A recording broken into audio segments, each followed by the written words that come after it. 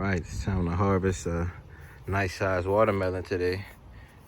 So here I have Tohono Odahan yellow meated watermelon. There's two of them. This one still has a few days left, and I know it has a few days left because this umbilical here, you can see there's no dry marks on it. Just like how this is right here, you want that basically on the umbilical, and you can also see there's still a lot of hairs on here. So this umbilical is very much alive. The tendrils are dry, but I'm just waiting on that umbilical to dry. So this melon is not ready yet. Over here, this melon I have covered in grass to protect it from the sun, so I can harvest a room temperature melon. And yes, this melon feels like it's about 65 degrees. You can see the condensation from the grass. It's been keeping the melon nice and cool. So on this umbilical, you can see a lot of drying going on. You can see all the dry marks, and that's basically it basically symbolizes that a watermelon is ripe. But also on this melon, you can see that it's starting to separate right here. So that means this melon is ripe. And I hand pollinated this watermelon, so that's why this yellow zip tie is on here. So I'm going to recollect this. I'm going to save the seed from this watermelon. You can see all the browning on there, all the dry marks. So that's a ripe Tohono Odahan yellow meated watermelon. An animal tried to attack it, so that's what these two little holes are. But it couldn't get through the rind. Thank goodness it's so thick. Oh, look at that big worm. That's the weirdest sight ever. I've never seen a worm under a watermelon. Boy, you know this watermelon's gotta be sweet. Alright, so he's gonna go crawl to where he wants to be. I'm gonna let that grass cover him up, and we'll go to the station to weigh it up and cut it open. I estimate it's about 18 pounds or so. Over here I have the GSMO 230 watermelon coming up nicely. I'm monitoring this one. That's a personal sized one. And just to put them next to each other so we can get a nice comparison.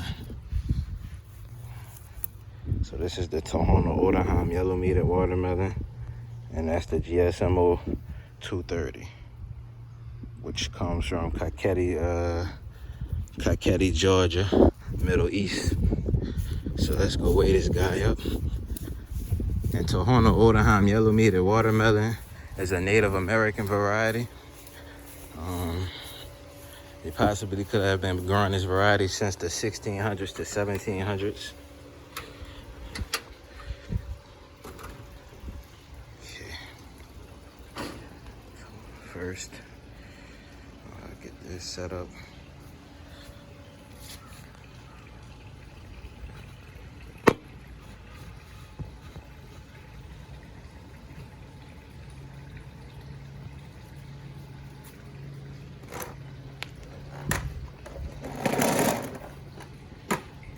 All right.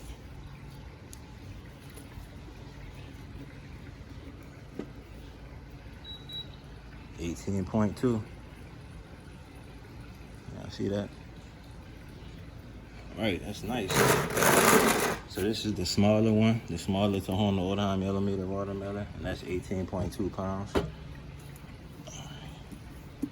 Now we'll get this cut open and hope for the best. This is my first time growing this variety. Wait, I also had this little mark on it right here. You might want to roll a melon like every 2 weeks or so, because if it sits in water, like in my area, it kind of floods. We get a lot of flooding in my area. So when those melons sit in water, they get something called southern blight, and I'm in southern Louisiana. Boy, that's a beautiful melon. Yeah, so I'm in southern Louisiana. That is a beautiful melon, wow. Ooh. Okay. And look right here, it looks like something tried to get into the melon also. Unsuccessfully though, due to the thick rind. So let's hope this guy is sweet, since it has so many. Ooh, that's a nice color. Wow. Camera catching that? Whoa.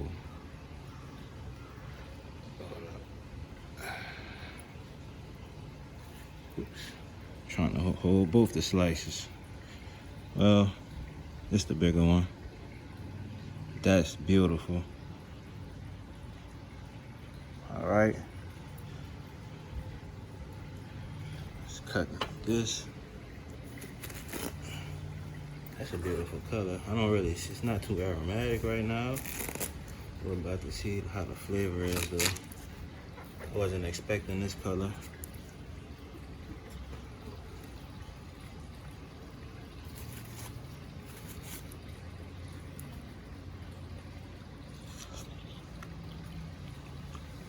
Oh yeah.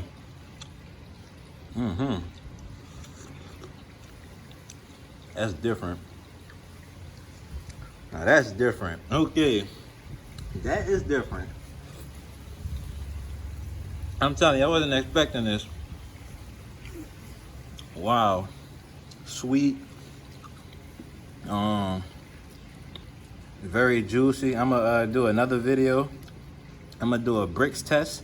I have something called the brix meter, and the brix meter basically measures the sugar content of fruit or vegetables, and it measures the soluble solid content, but mostly sugar, since that's sugar is just super soluble.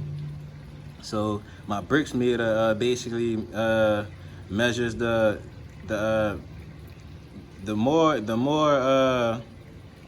higher the brix, the higher the sugar basically. So the more soluble solids in your fruit, or the more sugars, the higher the brix count. So that's what the meter measures.